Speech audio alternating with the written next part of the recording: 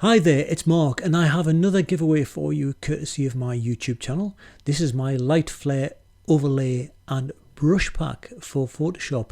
Also works in Affinity and other software that can use ABR brushes and layers to apply overlays. But we're sticking with Photoshop for the moment. What is it? Well, it's a series of 50 images of various light flares that you can overlay on your own photos when you're doing an edit and resize and recolor and mask and so on and so forth. There's also some Photoshop brushes where you can just paint on the light flares you want to taste and to color and to size. This video, which will be the tutorial once we get cracking, and some cards, not real cards, digital cards, to give you a quick overview of what the flares are. Let's have a look at a few of them. Let's have a look at the cards. I'll show you some before and afters just to whet your appetite. I'll play the titles. While they're playing, I'll get myself another espresso. When the titles finish, we will do the do. I'll walk you through how to actually use them rather than just a before and after. And that's the plan. All in exchange for, if you haven't already, a subscribe. You don't have to, but wouldn't it be nice? These are great. Subscribes are great. At least I like subscribes. YouTube likes subscribes, and it keeps me doing these. So what's not to like? Let's get on. There's a light flare. There's a light flare. There's a light flare. Many more like this. There are 50. Here are the cards, or digital cards, so you can get an appreciation of what they actually look like. They're all against a black background, and that makes deploying them and using them very, very, very easy. So there are the cards. I'll leave you to look at those on your leisure once you download the thing. Oh, the link to download is down below in the notes. Takes you to my website. There's some terms and conditions that just basically say you can't sell these, but I do encourage you to read them anyway. And then once you've read them, like everybody does to every single terms and conditions that's ever been put on a website, then you can get cracking. Here's a few pictures we're going to have a quick look at, or rather, here's the first picture we're going to have a look at. So let's jump over into Photoshop and see what this is about. So here's the picture in Photoshop, and if I apply one of the light flares, we get that. Might not be to your taste. Well, there's 49 others to choose from, and you can also resize them. I'm in the way. What about this picture of the sage or the glass house in Newcastle, or the slug? Sunrise coming over it. It was begging out for a light flare. Of course, I could have stayed and waited for the actual light flare. Didn't think of that at the time. Then here's Ella, a friend of mine. She's a great model. We were shooting down Marsden Rock. The sun was behind her, and you can see it glinting on the sides of the cave walls there, begging for a light flare to come through. And finally, in these examples, here's the good old time bridge with its lights on, and add some little light flares. That was using the brush. So there's some examples. So coffee, titles, and I'll show you how to use them. I'll see you very shortly.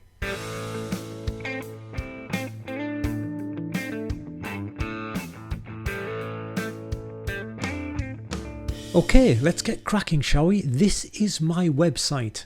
Now, markahunter.com. Now, you won't find the links advertised on there for this or for the recent giveaways I've had with other brush packs, other textures, other digital downloads. They're all just in my YouTube channel. There's a video for each one telling you how to use them and how to install them and so on. I might have direct links on my website in the future, but for now, the only place you can get this is from the link from the notes in this particular video. And it looks like this. Here's the page. You've got all the light flare cards. You can download each of them as well, and you've got the actual pack. So let's click on the plaque. The plaque? That's what my dentist does, clicks on the plaque. Let's click on the pack, and it's downloaded already. Well, what do you know? Let's go to our downloads directory and unzip it. Your browser may well have unzipped it already, and here they all are. All high resolution 6000 by 4000 pixel light flares. all the way down, and then you've got the reference cards, and then you've got the box, because they come in a box, and then you've got the brush reference card and the actual brushes. Let's install the brushes, shall we? Now, I don't know how your Photoshop is laid out, so just to make sure we're all singing from the same song sheet, let's go to Window and Brushes. Now, when the brushes panel pops up, in the top corner, the hamburger, I think they call it, I call it the blinds, because it looks more like a blinds than a hamburger. If you click on that, okay, if you just click on that, you go to Import Brushes, and we get the brushes from where we've just downloaded. So navigate to there, and there's Starburst ABR. It's a similar means to install them in Affinity as well, and click Open, and there they are. We've got our brushes. Let's just pick one at random, pick that one, and on this picture,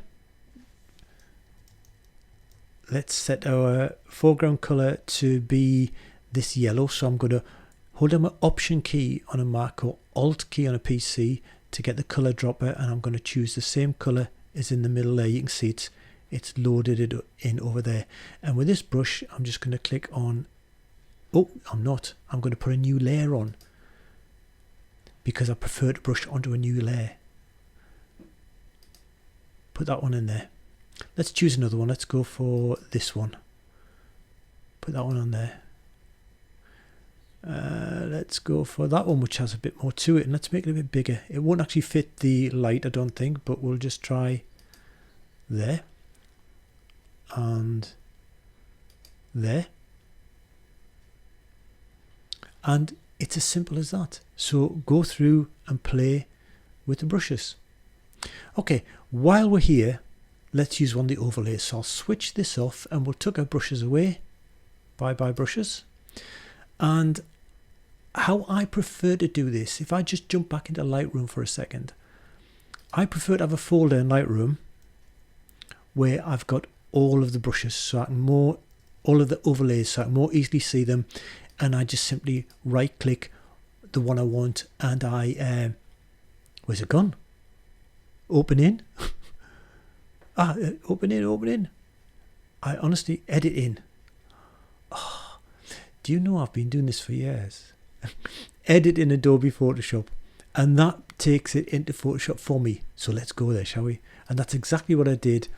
I went through and decided which ones I wanted, and I came across this one, which I thought would be good for the picture we've just been looking at. I'll just move me out of the way. So the picture we're looking at is this one, and there's the light flare we're going to use. I will click and hold the background, and I'll drag it across to put it above the tab for the picture we want. I hold down my Shift key and bring it into the picture and release. The reason I hold down my Shift key is such that when I release, no matter where I was, it will put the picture in the middle. Now that it's in the middle, all that remains to be done is to blend it. Now the preferred blend modes are lighten or screen, and you can choose between them. I think I prefer screen in this occasion because it's a little bit brighter, and you can see a little bit more of the building behind. So I've got that in place. I will just Control or Command T for transpose. So that's Command T on a Mac, Control T on a PC. And I can resize this, make it smaller, whatever, but I can also move it around, possibly flip it horizontal, get out the other direction and move it to there, press enter, zoom in, and it's as easy as that. Now you can alter these, not just in size but in colours and such. I'll demonstrate a little bit more of that on the next one. So the next one is this one, the Sage, which we saw in the introduction. And I had a look at the flare pack, and I thought I liked this one, particularly because of these down here. So let's again click the background, bring this up to the picture. Now I'm just going to leave it up here and leave go. And you see how it's not in the center? Control Z. So if I go back to that flare again, click, bring it up, hover over, hold my shift key, even though I'm up here, hold my shift key and leave go, and it's in the center. Right, so let's get that changed to a screen or lighten. I think I prefer screen. Controller Command T to reposition this. I can see these light flares down here. I'm going to zoom out a second, and I'm going to grab that corner and bring it more in, because I've got parts of the flare right down here as well. So I want to reposition that to about there. Now, they're not showing up as well as when I demonstrated earlier. This is a case of one where these generally work, obviously, best on a darker picture, as we saw in the previous example. But in this particular example, during the day, we might need to do some adjustments to enhance this. So what I would like to do here is put a curves adjustment layer on. Curves adjustment layer, and click this little icon here, which means whenever I alter the curve, it doesn't alter the whole picture. Whenever I alter the curve with that on, a clipping mask, it will only alter the flare. And you can see how it's doing that there. You can see, now I'm not interested in the flare above the sage, I'm looking at the rest of it. Okay, so ignore that over the sage for the moment. I'm just going to alter that till I get a nice bit of flare coming out, which is obviously too much over the sage. So that's what this mask is for. We're now going to brush out with black brush where that is, but the brush we've got at the moment is currently a starburst one, so let's just get a normal soft round brush. I can't speak today. And on here with black as a foreground color. Now if you're not sure what your colors are, if you press D, you always get default colors, which is white and black, and if you press X, they swap back and forward, X, X, X, between black and white. We want black as the foreground color. I'm on here, and if you watch as I paint over, the effect of that curve is only applying now, off and on, to the rest of the light flare. You may choose to lower the opacity, or you may even choose to add more effects, but it's as simple as that.